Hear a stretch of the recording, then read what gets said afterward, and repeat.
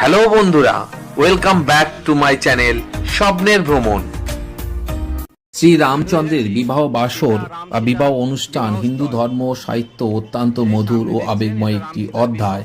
এখন দর্শন করছেন, এই ছিল সেই বিবাহস্থল যেখানে ভগবান শ্রী রামচন্দ্র ও মাতা সীতা দেবীর বিয়ে হয়েছিল। বিশেষ করে কবি কৃত্তিবাস ওঝার বাংলার রামায়ণে এই বাসর ঘরের বর্ণনা বাঙালি সংস্কৃতি ছোঁয়ায় আরও আপন হয়ে উঠেছে।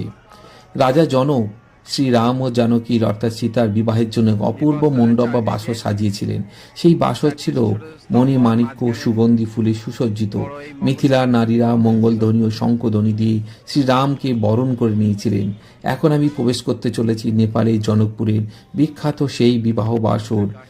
কত আদি থেকে এই সুন্দর দৃশ্য, এই সুন্দর একটা সম্পর্ক তা উল্লেখ করা যায় না।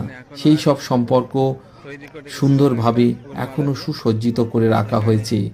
এখানে সমস্ত দর্শক মণ্ডলী যারা আসছেন, যারা প্রিয় প্রিয় ভ্রমণকারীরা, তারা সবাই এই স্থানটি দর্শন করছেন। খুবই গুরুত্বপূর্ণ এবং মঙ্গলময় হিসাবে চিহ্নিত। এখনও এখানে এই বিবাহ বাসরের এখানে বহু নরনারীরা আসেন, কাছাকাছি পাশে অনুষ্ঠান করে বিবাহ করেন। এখানে দেখা পাচ্ছেন ভগবান শ্রী রামচন্দ্র ও মাতা সীতা দেবী, দুধারে রয়েছে বিভিন্ন আচার্য, রাজা জনক ও ওনার স্ত্রী, সবাই মিলে ভগবান শ্রী রামচন্দ্রের এই বিবাহ অনুষ্ঠানকে সুসজ্জিত করে আশীর্বাদ স্বরূপ করে তুলেছে। অসাধারণ এই সুন্দর পরিবেশ, অসাধারণ সুন্দর এই দৃশ্য আপনাদের উদ্দেশ্যে তুলে ধরলাম।